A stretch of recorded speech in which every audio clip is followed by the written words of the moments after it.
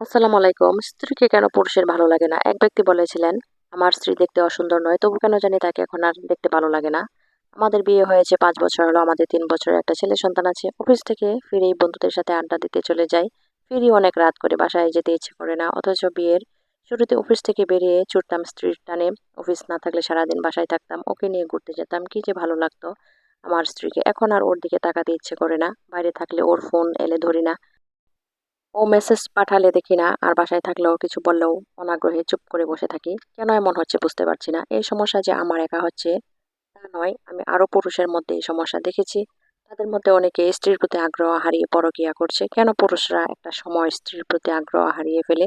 এটা জানার জন্য আমি যত পুরুষের সাথে কথা বলেছি, তাদের সবার উত্তর হলো, এরকম একটা জিনিস কতদিন ভালো লাগবে। তাদের উত্তরটা আমার কাছে সঠিক মনে হয়নি। কারণ এক জিনিস বেশি দিন ভালো লাগে না। যদি স্বাভাবিক হতো তাহলে তাদের ক্ষেত্রেও কিন্তু এমন হতো। কিন্তু এটা তো হচ্ছে না। স্ত্রীরা বিয়ের যত বছর পরে হোক, সে প্রথমের মধ্যেই আগ্রহ করে স্বামীদের সাথে কথাবার্তা বলে ঘুরতে যায়। একটা সময় আমার মনে হলো, এটা কি পুরুষদের মানসিক সমস্যা? ডাক্তার দেখালে ভালো হয়ে যাবে? আমি দ্বিধাদ্বন্দ্ব মনে একদিন গোপনে মানসিক ডাক্তারের কাছে চলে গেলাম। ডাক্তার আমায় সব কথা শোনার পর বললেন, আপনি কি আল্লাহকে বিশ্বাস করেন? বললাম, জি, আল্লাহকে বিশ্বাস করি। ডাক্তার বলল, আল্লাহর এক নির্দেশনা আপনাকে বলবো, যদি মানতে পারেন তাহলে আপনি এই সমস্যা দূর হয়ে যাবে। কোনো ওষুধ লাগবে না, গ্যারান্টি দিচ্ছি। আমি বললাম, কি সেটা?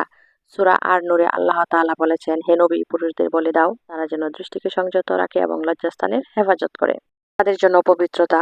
এবার ডাক্তার দৃঢ়কণ্ঠে বললেন, আল্লাহর এই নির্দেশনা ১ মাস পালন করুন, তারপর নিজে পরিবর্তন বুঝতে পারবেন। কিন্তু আমাকে কথা দিতে হবে, আপনি এই নির্দেশনা নিখুঁতভাবে পালন করবেন। আমিও কথা দিলাম নিখুঁতভাবে পালন করব। শেষে ডাক্তার বলল, ১ মাস পর আসবেন। যখন আমি চেম্বার থেকে বের হলাম, তখন এক যুবতী রূপবতী মেয়ে এক বৃদ্ধাকে নিয়ে ডাক্তারের চেম্বারে ঢুকছে। আমি লোলুপ দৃষ্টিতে মেয়েটার দিকে তাকাতে গিয়ে আচমকা মনে পড়ে গেল আল্লাহর নির্দেশনার কথা। তো এই গল্পটি আরো ২ মিনিটের মতো আছে, আমি না হয় আরেকদিন শেয়ার করবো। সবাই ভালো থাকবেন, আল্লাহ হাফেজ।